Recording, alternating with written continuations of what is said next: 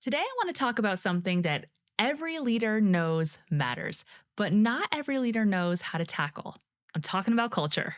And maybe you're new to your leadership role and you inherited a team culture that's, well, let's just say less than inspiring. Or maybe you are years in and the culture just slowly got away from you while you were busy putting out fires or scaling or just surviving. And at first, the cost of a just surviving, stagnant, or struggling culture didn't seem as big of a deal. But now you're starting to wonder what the culture is really costing you. You want to know the answer? It's trust, morale, performance, sleep, sanity, and yes, money. So today, we're going to walk through the 7 things you can start doing now to build a positive workplace culture. Okay, let's start with this simple but often misunderstood question. What even is culture?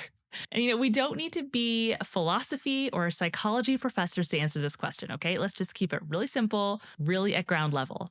Culture is what we do, how we do it, and how we feel about it. That's it. So if you ask your employees to describe your culture, they're not going to quote your mission statement, right? They're going to tell you what actually happens. They might say, when we start projects, there's always a clear plan with lots of collaboration, and that makes work feel exciting, right?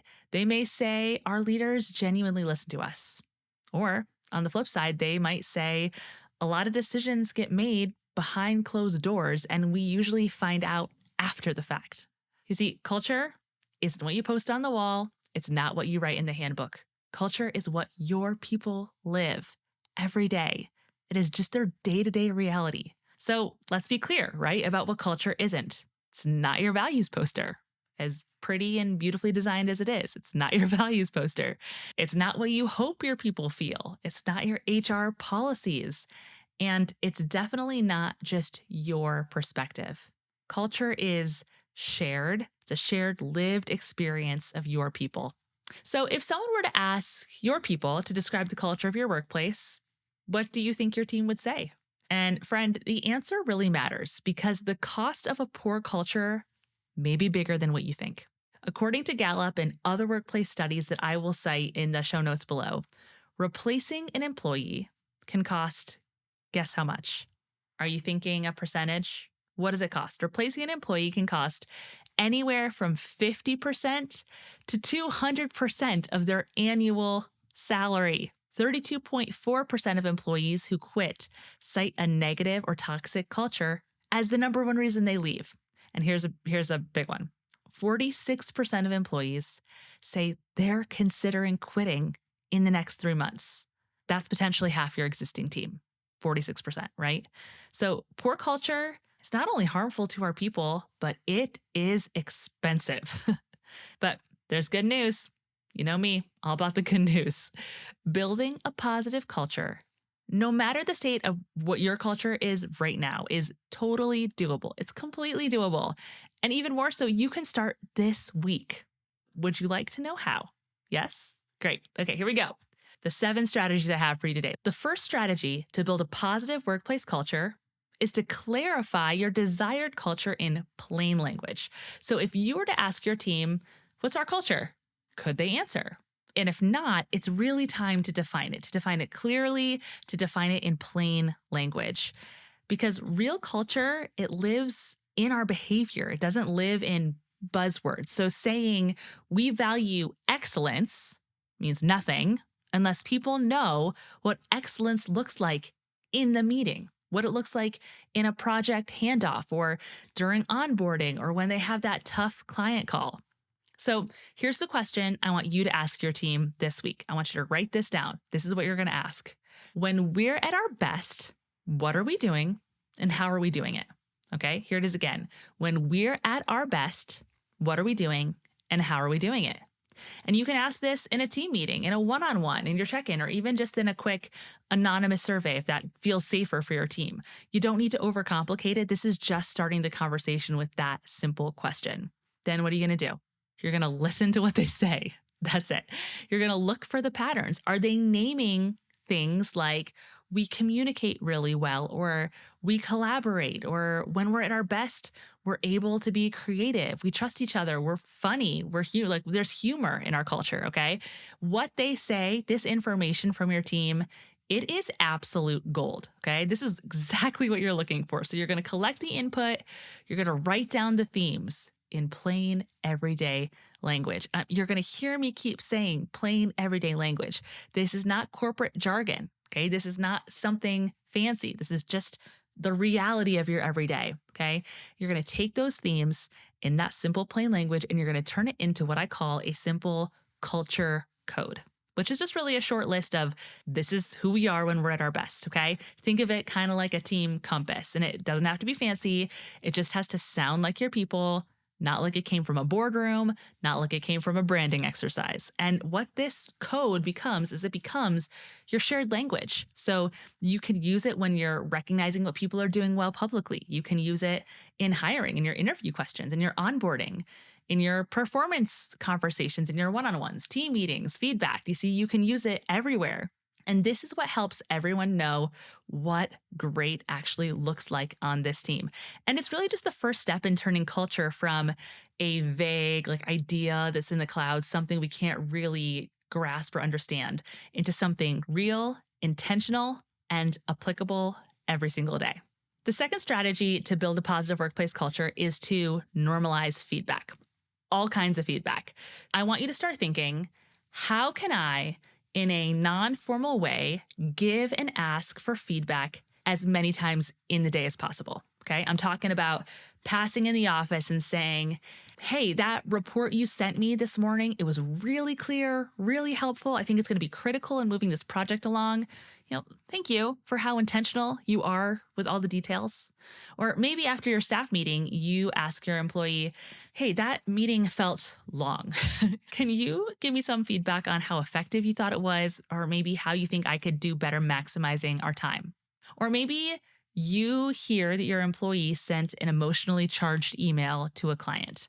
And so instead of waiting for your next one-on-one, you reach out and give feedback right away. What if you started thinking of your job as being the CFG, the Chief Feedback Giver? Does that work? I couldn't use Chief Feedback Officer, right? CFO, it's already taken. Anyway, okay. So the challenge for yourself is to be a constant giver and requester of all kinds of feedback. Because here's the deal. If feedback becomes so regular and normalized, it stops feeling personal and starts feeling like just the culture. Have you ever taught someone to drive a car? Thankfully, I have not. My oldest is only 9. But here is what I know. That behind the wheel, like driving school portion, is the most critical part, right? Like, what if we had students just take the driver's ed course, learn how to drive in theory, and then handed them a car and a license to drive it? It would be a disaster, right? We would not want that. No, they have to get in the driver's seat, and the instructor has to give constant feedback, like hit the brakes just a little sooner next time, or that was a really super smooth turn, or next time make sure to use the turn signal before turning, right? The instructor is just observing and experiencing the work of the driver and giving feedback. And this is the expectation of the instructor. This is what we want the instructor to do. You want to know who else wants the instructor to do this? The driver, right? It's the desire of the driver. And it's just the way it is. That's what's expected. So make feedback just the way it is. And this is when your people will thrive, when your feedback is timely and clear and supportive, and when it goes both ways. So this week, be the CFG, the Chief Feedback Giver. Start to normalize it. Okay, this third strategy might be a little controversial, but here we go. Number 3, systematize connection. Systematize connection. What do I mean? Connection has to be organic, but it also needs to be intentional. And you, busy leader, can't leave intentional connection up to chance. You have to make it an active part of your systems. You have to reserve your calendar space to connect with your people. So I'm married to my amazing husband, Josh. We live together, but the nature of us living together doesn't mean we are by default connected, right? Because the difference between Roommates and a spouse is the level of connection. So we have to plan for date nights, right? We have to put our phones down after the kids go to bed and have conversations. We have to set some non negotiables for our time and priorities, right? That all makes sense. So, why did I say that this is controversial? Because I know that a lot of people feel like connection hacks and tips just aren't genuine. And to a degree, yeah, I agree. A thank you card like out of nowhere that doesn't match a day to day relationship feels really icky. No one wants that. Okay. So I'm asking you to systemize your connection with the assumption. Okay. So you're going to do this with the assumption that you are already a person who cares about your people and pursues knowing your people. Okay. When those things are already in place, you care about your people, you pursue knowing them better, and they know that, then you can make this a part of your system. Okay. So, how can you implement a system for connection this week? You're going to use the 10-minute meeting kickoff. This is a template for how to weave real connection into the beginning of your team meeting without resorting to cheesy icebreaker questions that no one likes. So you can grab it at www.heycarolist.com/kickoff or go ahead and grab it in the show notes. Ready for number 4? This one isn't popular, but here it is. Invite disagreement. It is not always natural or comfortable for employees on their own to speak up with an idea or to challenge an idea of the leader. And your organization's next best ideas are probably stuck in someone's head right now because they are afraid to speak up. And I really get it, friend. It is hard to invite disagreement as a leader because, let's be honest, it can feel like a threat. It can feel like our authority is being questioned, our decisions are being undermined, and it really causes our confidence to take a hit. And we're already carrying so much. And it's tempting to default to, you just got to trust me, that kind of mode, right? But here is the truth. Disagreement isn't disloyalty, okay? Disagreement is not disloyalty. It's a gift. It means that people, your people, are thinking, they're caring, they're invested enough to speak up. If no one ever pushes back, you are not getting the full picture, and you're definitely not getting the best ideas. And hear this. By asking for this, you aren't committing to anything. It isn't about who is right or who is wrong. It's about your people feeling heard. It's about you practicing a humble curiosity and together with your people coming up with the best ideas. So here's what you're going to try this week. You're going to ask this. What's something we're doing that could be better? And you may have been hesitant to bring it up. So you're saying that second part to cushion, right? Because what's something we're doing that could be better is probably not going to be an easy question to answer, especially if you haven't asked something like this before. So you're adding and you may have been hesitant to bring it up to give permission for them to move past that hesitancy with you at that moment. And then you're just going to turn on the listening. Don't defend, don't explain, just thank them for sharing. Moving on, number 5. Are you still with me? Celebrate progress, not just big wins. When you only celebrate that finish line, you miss all the steps it took to get there. And I've said it before, I'm going to say it again. If anything is going well in your organization right now, by going well, I mean you're still open, you're still doing business, then there are people making it happen every single day, regardless of that big account that you haven't landed yet, or whatever goal it is that feels like the big win.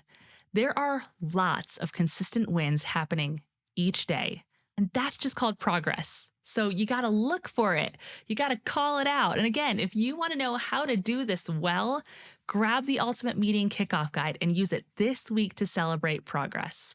Number 6, communicate your why consistently. The why it's more important than ever right now. Here's some stats for you. Employees who believe their company has a meaningful purpose are 52% less likely to plan on leaving.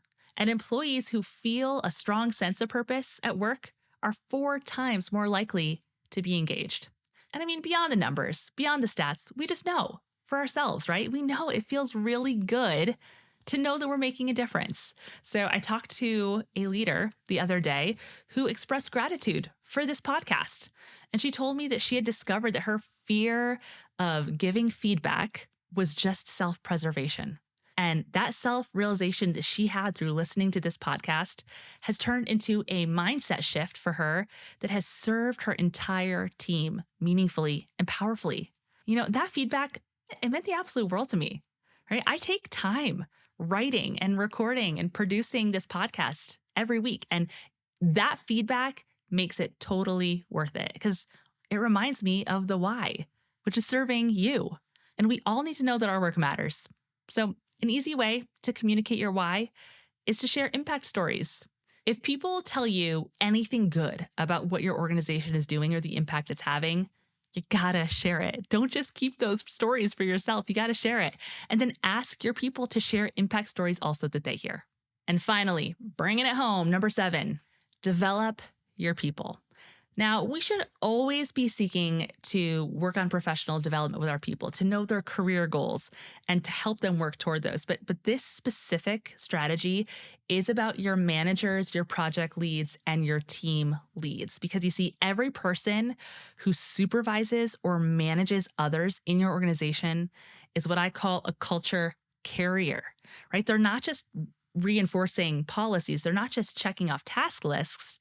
They shape how your team feels every single day, right? They set the tone for what's expected, how the work gets done. And when you put people into those kinds of leadership roles, those culture carrying roles, without giving them clear direction or training or the right tools, you're setting yourself up and you're setting your culture up for all the trouble, for all the turmoil. And I can speak from experience. I was put into a leadership role with no formal leadership training. So industry knowledge, people skills, and vision, all of which I had, do not always equate to management skills. But thankfully, equipping your people with leadership training is not that complicated. And also, if you're hearing this and you're thinking, yeah, it might not be complicated, but when in my schedule do I have time to do that? It doesn't have to be you. You can and should outsource it. I have a course. It's called the Empowered Teams Academy, and it trains leaders how to empower their teams to come up with their own ideas, to solve their own problems, and for those leaders to lead without micromanaging. It takes leaders many years to get to that point to understand how to delegate and not micromanage. And this course gives it to you. So if you want to learn more, you're going to go to heycarolist.com/ETA. Or again, hang out in the show notes for all the good links. So equip your managers with tools to coach, to communicate, to build culture on purpose. Leadership is teachable. And just imagine, friend, imagine what your life could look like if you had team members who were trusted leaders and culture keepers. So culture isn't created by accident, and it won't just sit around and wait for you to do something about it. It is always moving, right? Either for better or for worse. I brought up marriage earlier. It's just like marriage, right? It's not just going to sit around and wait for you to be ready to work on it. If you're not working on it, then you're growing apart, not together. So in your workplace, focus on these 7 strategies. And the best part, you don't have to do all 7. You only have to work on 1. Okay? Just 1. Pick one of these strategies and start, because culture shifts 1 step, 1 conversation, and 1 rhythm at a time. And you are more than capable of making that single shift. So which one's it going to be? Here's your challenge. Pick 1 from today's episode, just 1, and try it this week. And please, please let me know which one you're going to try. Drop a comment if you're watching this on YouTube and let me know. DM me on Instagram. Send me an email. I would love to hear about it, to celebrate with you, and to help you troubleshoot. And friend, if you're ready to go deeper and get support building a culture that people really, really want to be a part of, you just got to reach out. I coach teams just like yours, and I coach leaders just like you, and I would love to help. Okay, that's it. Your 7 strategies. Get to work, friend. Thanks for listening to the Culture Keepers podcast. And I am wholeheartedly cheering you on. I'll see you next time.